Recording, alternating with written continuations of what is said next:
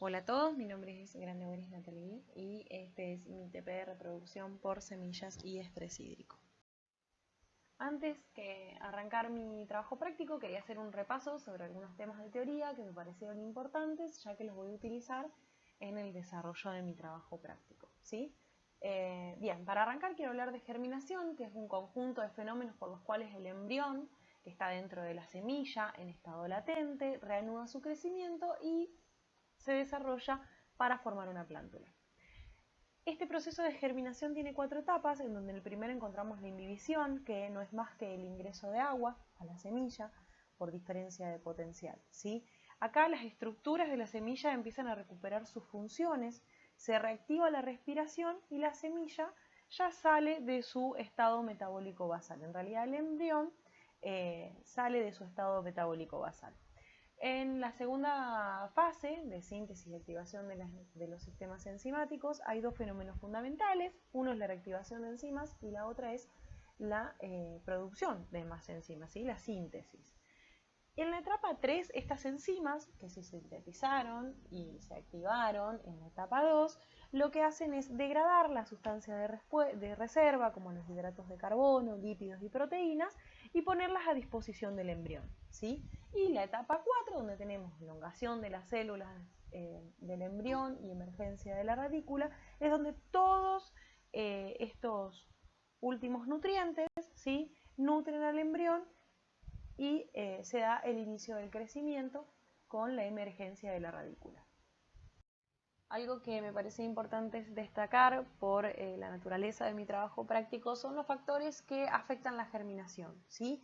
Tenemos factores externos o internos. Dentro de los factores externos tenemos el agua, ¿sí?, que depende más o menos de 3 cosas que son las más importantes, que es la composición química de la semilla, la permeabilidad de la cobertura y la disponibilidad del agua en el ambiente, ¿sí? En cuanto a los gases, la atmósfera circundante es bastante importante, ¿sí?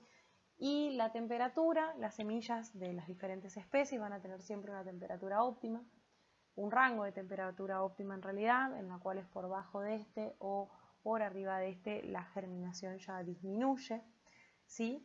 Y después la luz, que hay semillas que son fotoblásticas, ¿sí? Necesitan la luz como para reactivar lo que es salir de la dormancia, ¿sí? Y también la luz ayuda con la temperatura para la germinación, ¿sí? Dentro de los factores internos tenemos un embrión que puede ser fisiológicamente inmadura, donde tiene una disminución de las actividades enzimáticas, ¿sí? Después los inhibidores de la germinación, donde hay el más importante es el ácido abscísico, que es un inhibidor del crecimiento, y también puede llegar a haber sustancias derivadas del metabolismo secundario de la planta.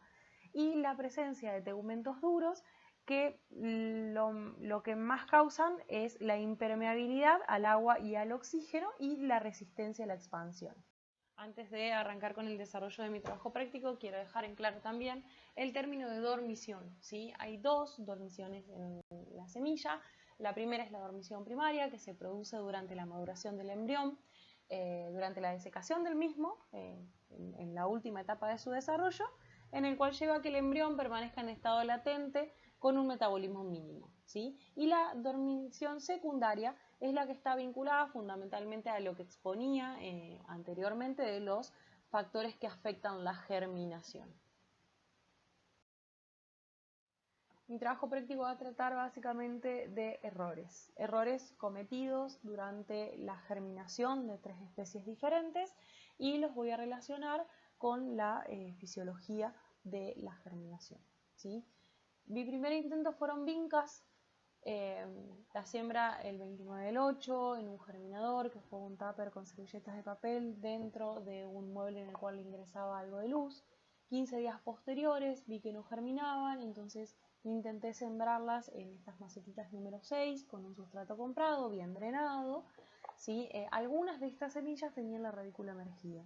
Las temperaturas en esa época del año fluctuaron muchísimo, hacía o mucho calor, que pasaba los 28-29 grados, casi 30 quizás, y disminuía a 16-12 grados, ¿sí? Y bueno, y posterior al trasplante, mi riego fue de 2 a 3 veces por semana con estas condiciones climáticas que comenté anteriormente.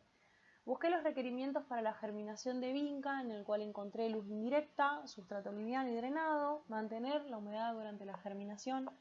Mi sustrato básicamente estuvo siempre en el punto de marchitez permanente porque ante los calores no mantenía la humedad el sustrato, ¿sí? En la siembra de directos en almácigo, eso fue falta de información mía. Sembrar en primavera-verano, sembré en primavera, ¿sí? Pero el clima no era el que normalmente tenemos en primavera, por eso su temperatura no fue cálida ni tampoco constante. Después del primer intento frustrado, decido hacer germinación de 2 especies diferentes sugeridas por el profesor Guillermo. ¿Sí? Entre ellas decido lo que es la portulaca y la albahaca. ¿Sí? Las siembro a ambas en la misma bandeja, diferenciando lo que es la parte que voy a hacer el experimento con el estrés hídrico y la parte de testigo, ¿sí? Lo siembro en 1 del 10 en una bandeja de siembra con sustrato comprada, con elevada materia orgánica, buscando que me mantenga la humedad, ¿sí? Porque ellas requerían humedad permanente. Comienzo con 2 riegos a la semana, el sustrato no mantiene la humedad, a la semana comienzo a regar en 3 veces, ¿sí? Comienzo a regar 3 veces a la semana y el sustrato sigue sin mantener la humedad. En esta época del año hubo temperaturas muy altas, ¿sí? Y bueno, la situación actual es de una sequía bastante preocupante, ¿sí? Las plantas no nacen y descubro que el sobre de las portulacas tenía su fecha de caducidad en el año 2022. En el caso de la albahaca, el modus operandi fue el mismo. La idea era que si una de las especies no funcionaba, quedaba la otra especie como para poder desarrollar el TP tal cual ustedes lo habían pedido.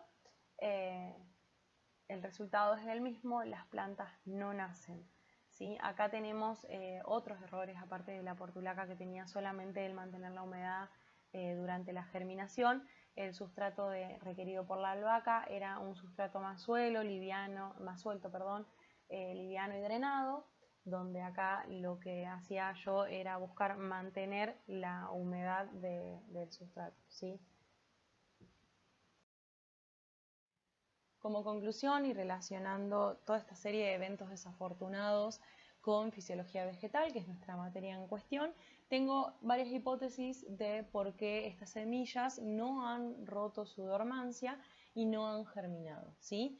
El primero de ellos es un factor externo, es la temperatura, donde estas especies no tuvieron su temperatura óptima para la germinación mantenida en un determinado tiempo.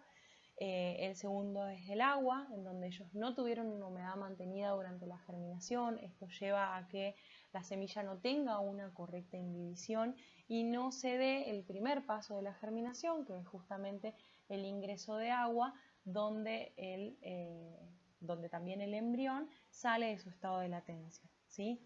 Después hay 2 casos particulares, como por ejemplo el de la portulaca, donde estaba la semilla fuera de su fecha de caducidad, ¿sí? Donde la explicación fisiológica puede ser en el que el embrión ha consumido todas sus sustancias de reserva en su estado de latencia y cuando esto pasa y sus sustancias terminan, el embrión muere, ¿sí? Y la vinca, en las cuales había algunas semillas que tenían la radícula emergida, que son las cuales había trasplantado, generé una ambientación, un cambio de ambientación bastante agresivo en el cual el embrión y la semilla al cual el embrión y las semillas no lograron sobreponerse.